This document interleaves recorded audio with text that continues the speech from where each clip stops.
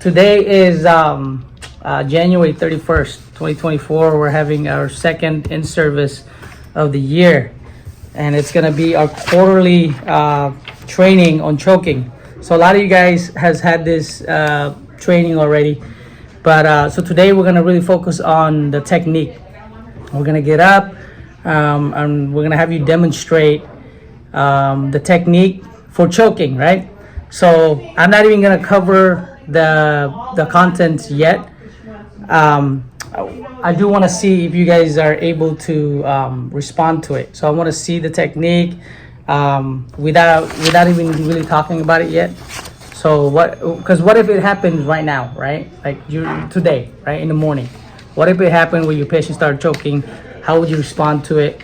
So what we're gonna do is we're gonna have Oscar. Oscar's gonna be our patient. He's gonna be sitting down. He's 80 years old, right? He just came in, status post-stroke, has difficulty swallowing. He's in the dining room. All of a sudden, he's saying that he's choking, right? Right? He's coughing, but he's still talking, right? And then I'll add on a little later, once you do your assessment, what you're gonna do when Oscar has gets worse and now it's a full blockage. So Oscar, we're gonna have you seated right here, sir. Right in this chair right here, sir. And then Katrina is gonna be the nurse. And if you guys notice something that Katrina is missing, let us, we can stop the training. We can say, hey, you know what? You should probably do this or you should probably do that, all right? Okay, so now Katrina's walking by and you start choking, right? What are you gonna do first? Just you're still talking, but you're saying that you're choking. You're turning different color, but you're still able to talk.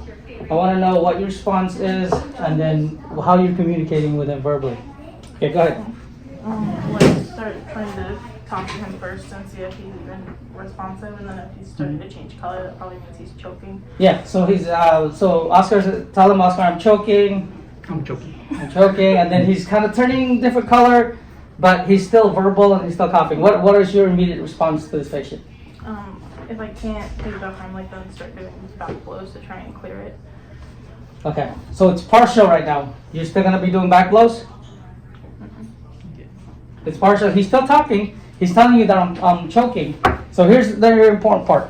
And I think a lot of us, when the situation comes along, we are gonna respond that way, right? We're gonna be really like freaked out. We're gonna start doing this back blows. We're gonna start, oh, you okay? And he's clearly saying, I'm choking.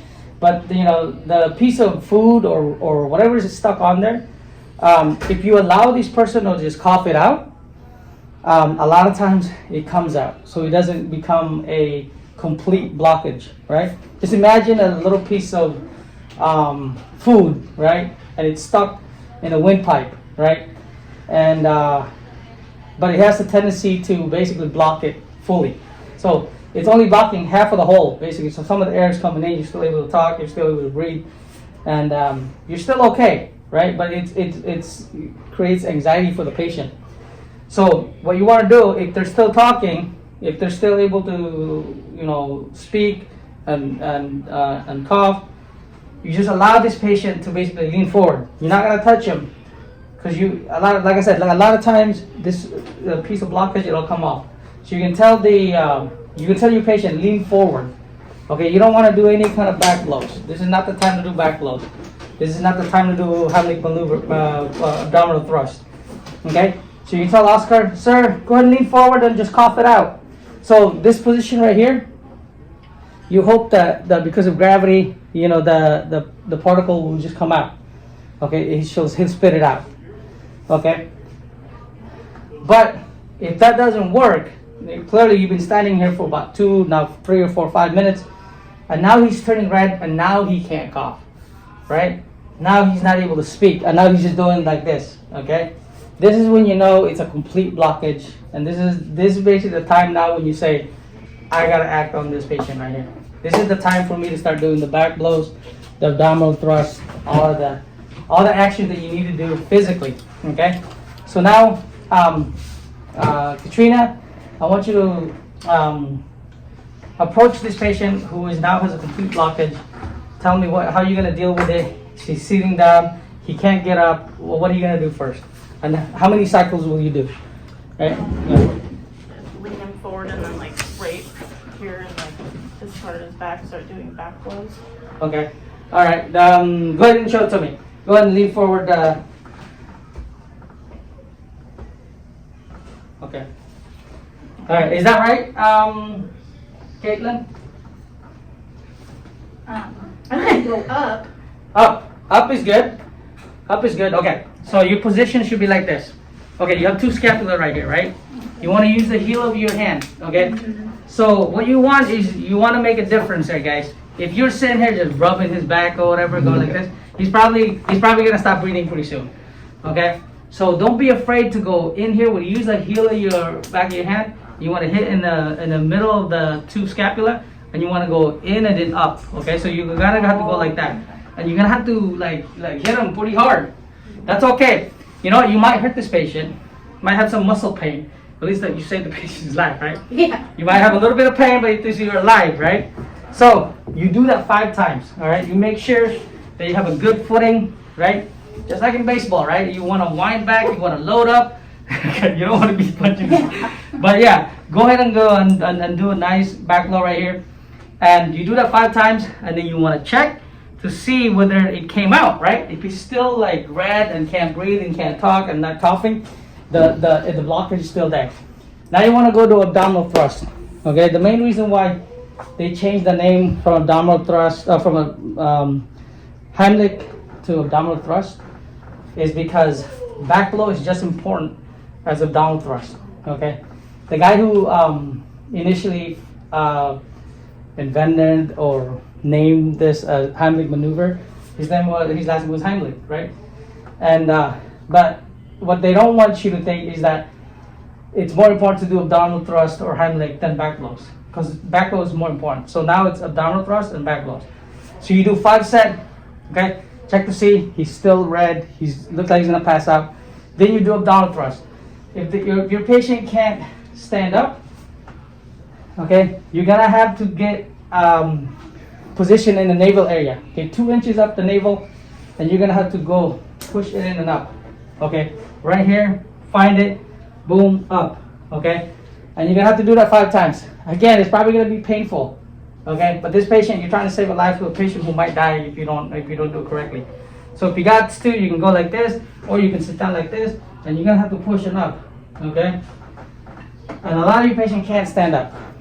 Okay, and that's fine. You can do it here. Now, if the patients fall down because they can't breathe now, right? There's no more breathing. There's no more pulses. Okay, what do you do next? What's the next step? You can start CPR. CPR. That's when you do CPR, but we're not talking about CPR today, are we? We're not gonna go into how to do CPR because I'm only doing the Heimlich of the abdominal thrust and the back blows for people that are choking. Okay. For patients that stop breathing, no more pulse, you get them on the ground, lay them down. You do your CPR, your chest compression, and your ambu bag. We use an ambu bag. You blow air into the mouth. We use an ambu bag. But some of the CNAs here may not have a certificate for CPR. Okay, and if you do, you're allowed to do that. Okay, but always have a nurse there as well. Okay, in terms of CPR. Okay, now this patient is ambulatory. Okay, or it might be your coworker, right? And they're walking around. The same process, guys. If they're talking and they're still able to cough, it's a partial blockage, and you just allow this person to basically cough it out. Don't do anything, okay? These patients that have partial blockage, it's a good idea to give water, right? So that way you can clear it up. Jenny, what do you think? No. No? What do you think? No? There's no yes? Nobody wants to give water to clear this thing out? What about you, Oscar? You want to give water? Oscar wants to give water. How about you? It's a partial? Yeah. Yeah, you You can give a little sip. Give water? Anyone else want to give water? I will give water, but in sips, not much. Because it's not completely Yeah. blocked. Okay, you don't want to give any water. You don't want to give Oh, you anything got to this patient, okay? There's a I was blockage. like, oh, I. There's a blockage that's still sitting there. It's partially blocked. If you send water there, it might get worse, and now you have a complete blockage. Even if it's a little at a time. What's that? Even if it's a little at a time. You allow the patient to cough it out first. And if they Okay. can't. All right. You allow them to cough it out first. Now, if it's clearly back, so a patient sometimes, guys, seems like it's still there because they've actually swallowed something in there and it's gone to the bronchioles, and they're gonna keep coughing, all day, right? Those patients, you can give a little bit of water, but for you'll know when a patient has a partial blockage. It looks like they're like dying, but they're still able to talk and cough. That's partial. You don't want to give any water to those people. Okay, residents who has experienced a choking episode, sometimes they get phlegm and a little bit of water in their bronchioles, and they're coughing for a long time, right?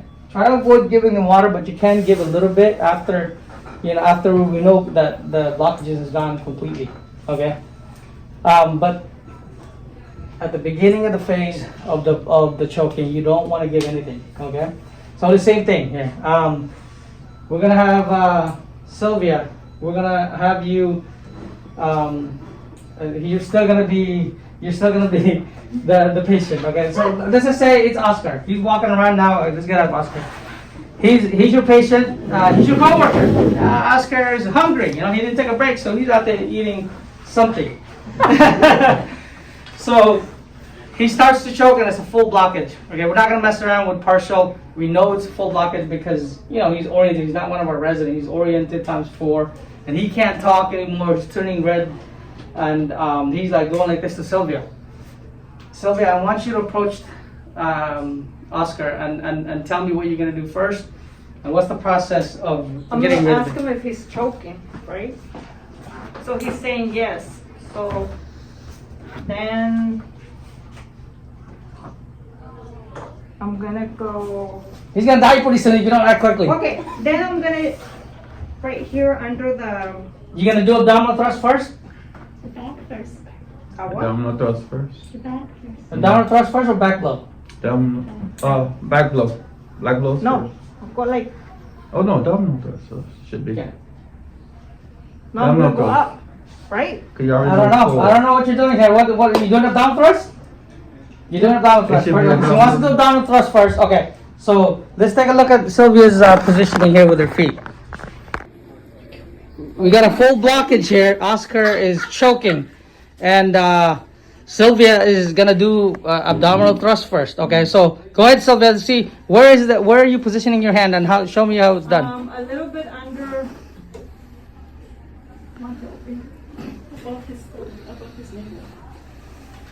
Where's the position? How are you looking for this position? It's under the rib cage, a little bit under the rib cage, right?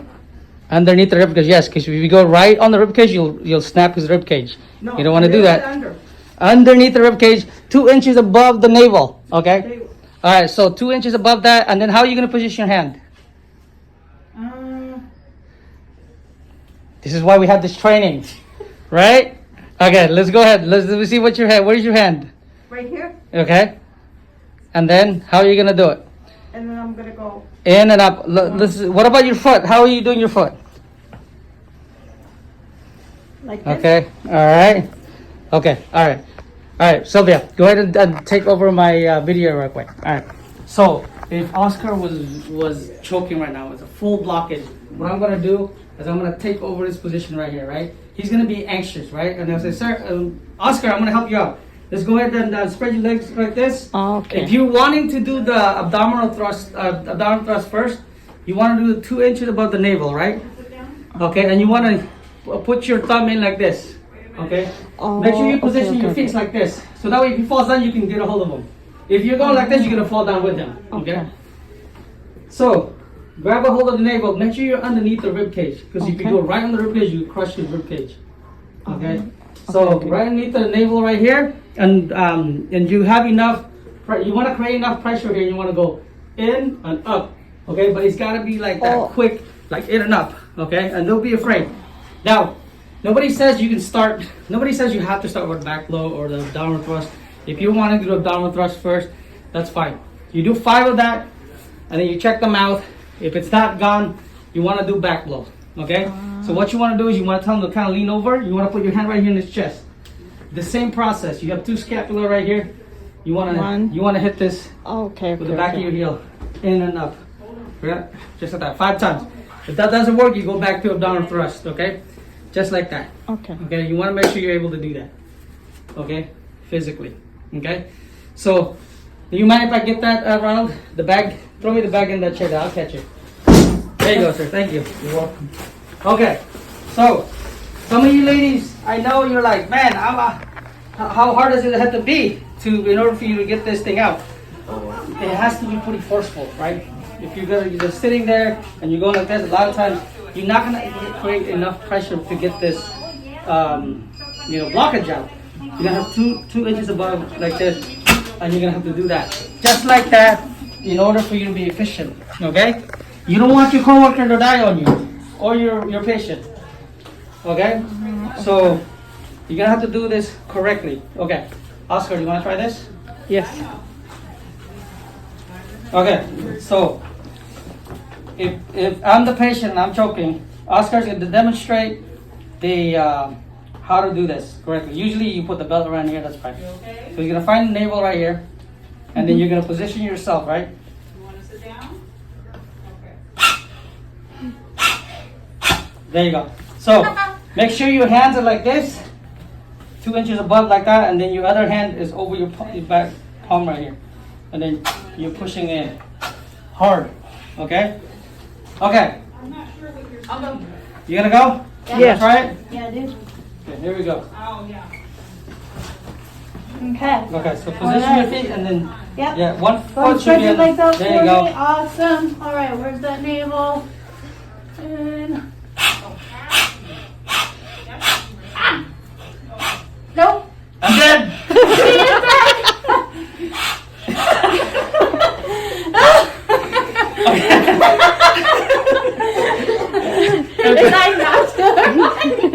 I've been tired. It got stuck. That's okay. So go like this, and then in, and then up, and then it's gotta be quick. Oh. It's gotta be quick. Okay? Because you want to create that pressure, right? And do the hard. So if you just go like this, and just Oh, yeah, I'm just Yeah. going easy last time. you gotta do it again.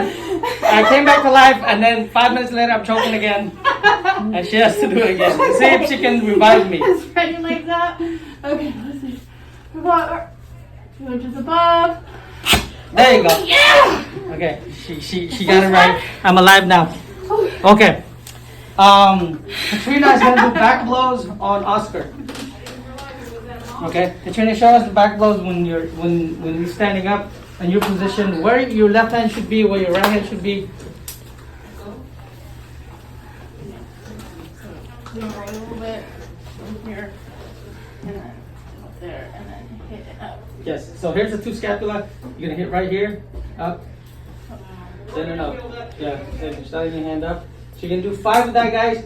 Make sure you do it in hard. Okay. Oscar's gonna be pain later on. It's You're like, gonna be alright. What the heck? I went to work. I'm sore now. My back hurts. Bruises all over his back section. Okay.